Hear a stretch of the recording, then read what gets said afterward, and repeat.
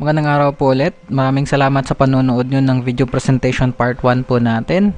Magre-review lang po tayo tungkol sa ating napanood. Simpleng-simple lang po ang business concept ng V-Mobile.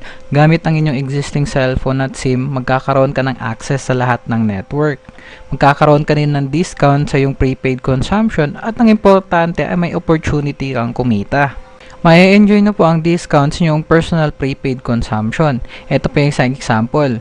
Dati po, kung magpapaload kayo ng 100 pesos sa tindahan, physically magbibigay kayo ng 100 peso bill at minsan meron pang plus 10 pesos.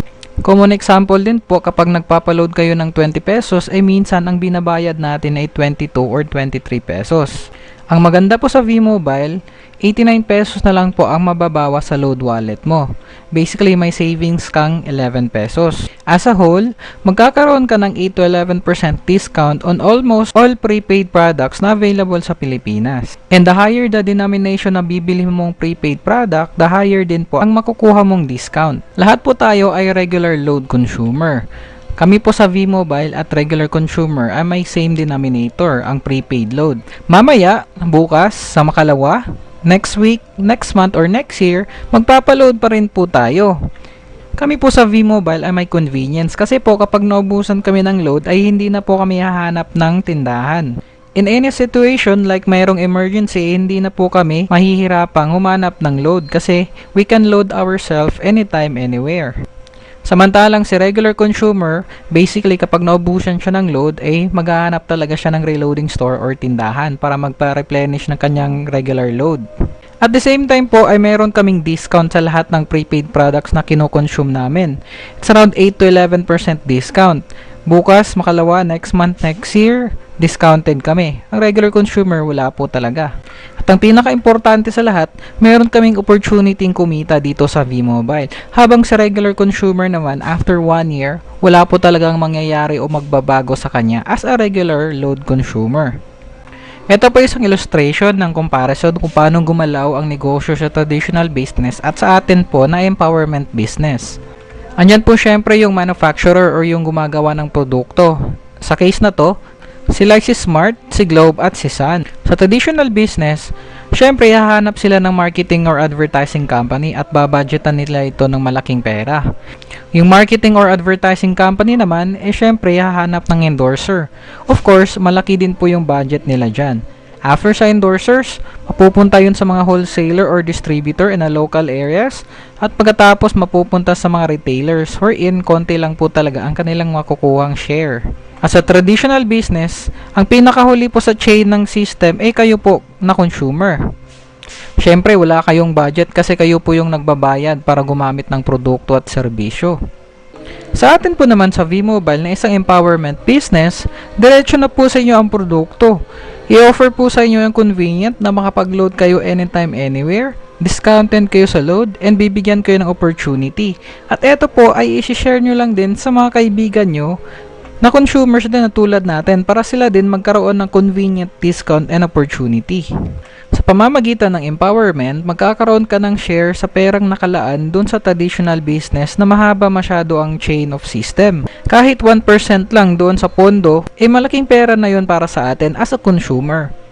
Ngayon magre-review ulit tayo sa kitaan dito sa V-Mobile. Remember po, magkakaroon ka ng direct sales incentive o referral na worth 500 pesos at team sales bonus na 500 pesos din po. Ganito po yun. Ikaw po yan. Magkakaroon ka po ng Team A and Team B kapag member ka na po ng V-Mobile as a technopreneur. Pagpalagay po natin may na-empower kang kaibigan si Brian at sumali siya sa'yo. You decide na ilagay siya sa Team A mo. Magkakaroon ka ng 500 pesos as a referral fee. Another friend na si Beth, nag-decide na sumali kasi nakita niya yung opportunity. Nilagay mo siya sa Team B mo, another 500 pesos as a referral fee ulit yon. And then again, sabi ng system, isang Team A and isang Team B, meron kang team sales bonus worth 500 pesos. Pagpalagay natin, ikatlo sa kaibigan mo ang sumali sa V-Mobile. Nilagay mo siya sa Team A mo under kay Mr. Brian. Syempre, since kayo po ang nag-invite, sa inyo po mapupunta ang 500 pesos na referral fee. Tawag po natin dyan, spin-over. Nasa kay Brian po ang downline. Ngayon po ay nag-start mag-invite si Brian. So sa kanya po napunta yung 500 pesos. At the same time, si Beth ay nag-invite na din. May 500 pesos na po siyang direct sales incentive. At ngayon, kayo po ay magkakaroon ng team sales bonus. Kasi po again, merong isang tao sa team A and then merong isang tao sa team B. So meron kayong 500 team sales bonus. Ngayon po ay gumagalaw na yung network mo. Every time na mayroong pairing, Team A and Team B, ay meron kayong team sales bonus na 500 pesos. Regardless po sa kanyang level, as long as mayroong pairing, isang A, isang B, 500 pesos po yun for the team sales bonus. Hybrid binary system po ang tawag dyan, kaya po magandang sistema, walang flash out. At ang maganda dyan, infinity po ang yung team sales bonus. Ang mga sumusunod na personalidad ay ilan lamang sa mga taong nagkaroon na ng resulta sa V-Mobile. Nag-focus po sila sa consumer empowerment. Nag-endorse po sila ng convenience kung saan makakapag-load ka sa sarili at sa pamilya mo anytime, anywhere. Discount po to your prepaid load consumption from 8 to 11% discount. And of course, opportunity to earn by endorsing convenience, discount, and opportunity sa iyong mga friends and loved ones. Kahit sa mga taong hindi mo kakilala ay pwede, basta sila po mismo ay gumagamit din po ng load. At siguradong kikita ka dito. Kikita ka sa endorsement at hindi sa pagbebenta ng load. It's a life-changing opportunity kasi po marami na po ang natulungan ng V-Mobile. Simpleng-simple lang po ang formula of success dito sa V-Mobile. Tinatawag po namin yung I-100 strategy. I-100 strategy kung saan mag-i-invite ka ng 100 friends. Kung iisipin ang dami ng 100 friends, tama ba ako? Kung ganun po ay tutulungan ko po kayo. Meron po ba kayong 10 relatives na pwede nyong i-endorse ang V-Mobile?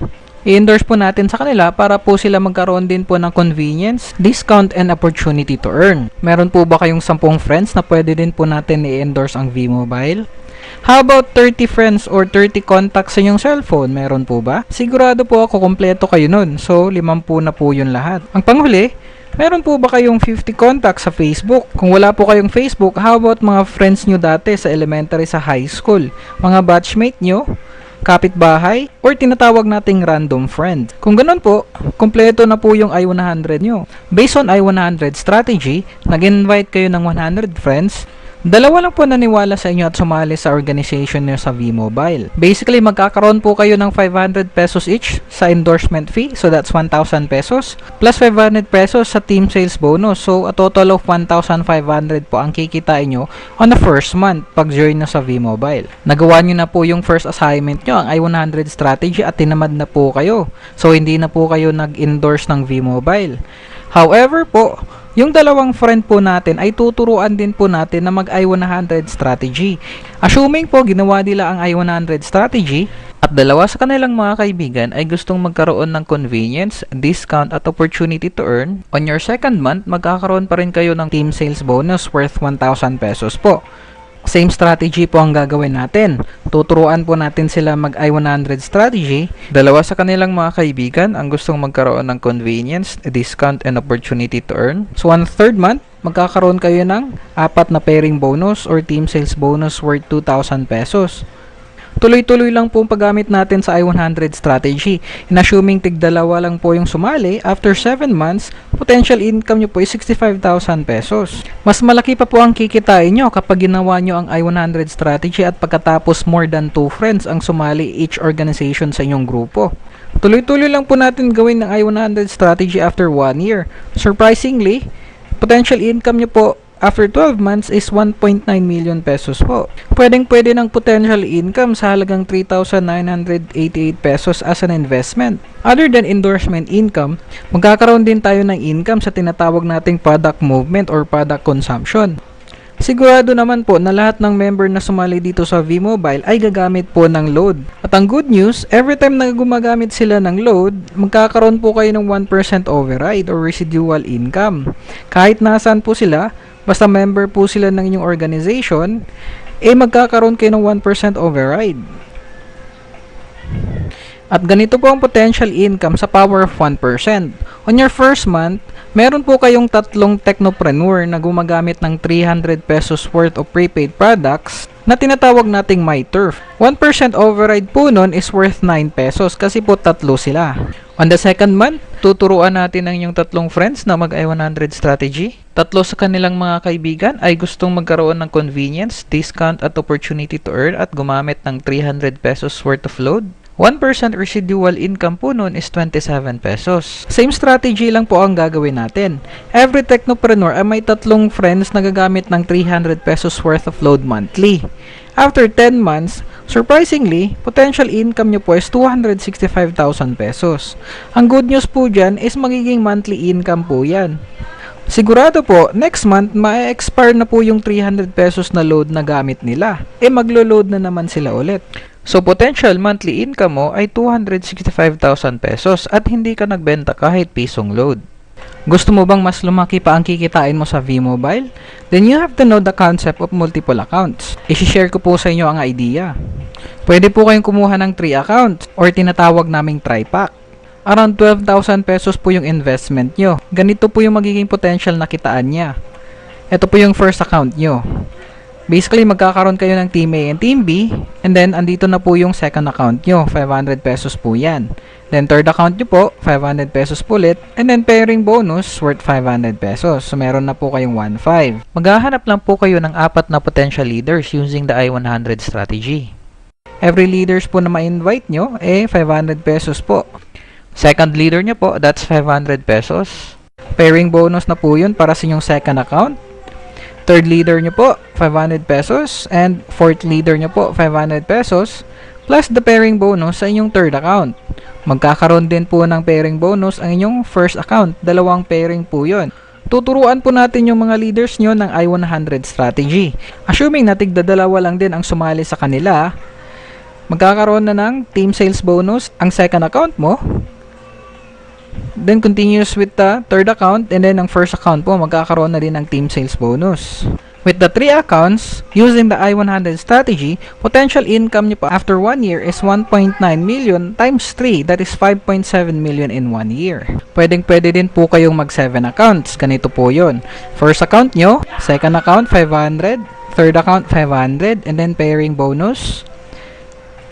Fourth account nyo po 500 pesos, fifth account nyo 500 pesos po ulit. Pairing bonus for your second account. Sixth account, 500 pesos. Seventh account, 500 pesos. And then pairing bonus for your third account.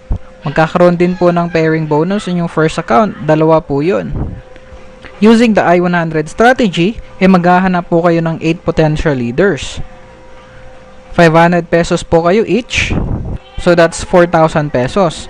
Magkakaroon po ng pairing ang inyong 4th, 5th, 6th, and 7th account. Magkakaroon din po ng pairing ulit ang yung second and third account. And of course, 4 na pairing po para sa first account. Tuturuan po natin ng I-100 strategy ang yung 8 leaders, and assuming dalawa-dalawa lang pong sumali sa kanila, after 1 year, potential income nyo po is 1.9 times 7 po sa inyong 7 account. So that's 13.3 million. Now, you have a choice to choose the best package po. If you think you have 2 friends, pwede po kayong mag-start sa ating starter kit na 3988 po. Potential income after 1 year is 1.9 million. Using the I-100 strategy, if you think meron kang 4 potential friends or leaders, pwede po kayong mag-umpisa sa 3 franchise. Potential income after 1 year is 5.7 million. And then again, using the I-100 strategy, if you think meron po kayong 8 potential friends or leaders, pwede po kayong mag-start sa 7 franchise. Potential income nyo po after 1 year is 13.3 million. Ngayon po ay pag-aaralan natin ang ating kitaan based on accuracy. Maging makatotohanan po tayo. Ginawa po natin yung assignment natin na I-100 strategy. We are able to develop 8 leaders. Tinuruan po natin yung 8 leaders natin na mag-I-100 strategy at ginawa din po nila yung assignment nila.